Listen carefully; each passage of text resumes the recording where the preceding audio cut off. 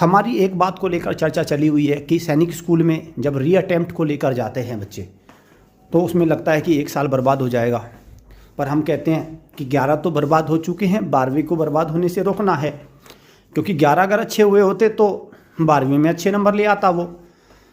पर लेकिन इसमें हमारे एक व्यूअर है, बहुत शानदार है ये व्यक्ति, और इन्होंने एक कुतर्क करने का जो वो है ना, जैसे उसमें इन्होंने PhD हासिल कर रखी हो, ठीक है, उस पर देखिए अब इनका क्या कहना है।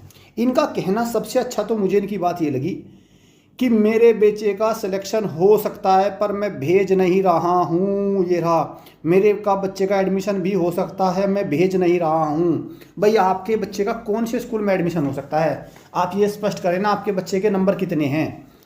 देखिए मुझे तो नहीं पता इनके बच्चे के नंबर, इनका बच्चा 200 पार कर नहीं पाया, ठीक।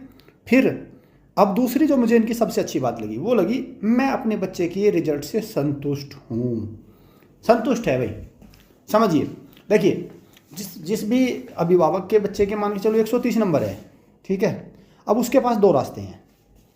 एक तो ये है कि वो दिन रात उसके साथ काम करना शुरू कर दे, उस पर मेहनत करे, उसकी हैंड होल्डिंग करे और उसको नेक्स्ट ईयर 270 का 260 का बना ले और फिर कहे मुझे भेजना नहीं। एक दूसरा है संतुष्ट।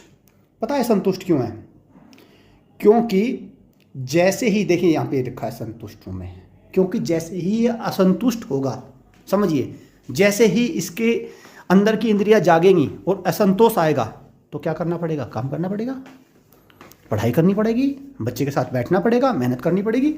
तो एक बात बताओ, मैं 130 पर एक काम क्यों नहीं करता? मैं ये कह देता हूँ मेरे तो 130 ही अच्छे हैं, झंझट ही खत्म, सारा खेल खत्म।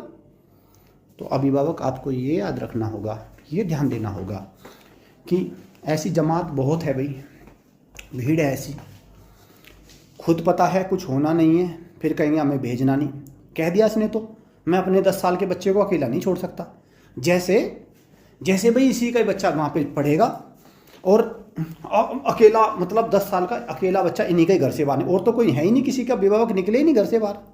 दूसरा एक और इनका आता है कि क्या बच्चा सैनिक स्कूल ही तो हो गया, सैनिक स्कूल से ही पढ़ के हो जाएगा क्या?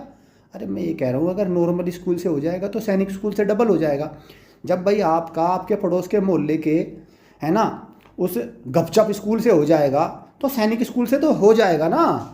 आप कहते हो एक तरफ तो आप कहते हो कि नहीं नॉर्मल स्कूल से भी हो जाएगा, और जब नॉर्मल से हो जाएगा तो सैनिक स्कूल से डबल हो जाएगा। तो इस बात को भी आपको ध्यान रखना होगा भाई। ये मैं बता रहा हूँ, एक्चुअल जगह पे काम नहीं करना होता, और एक भीड़ है ये, और इस भीड़ से आपको सावधान रहना है।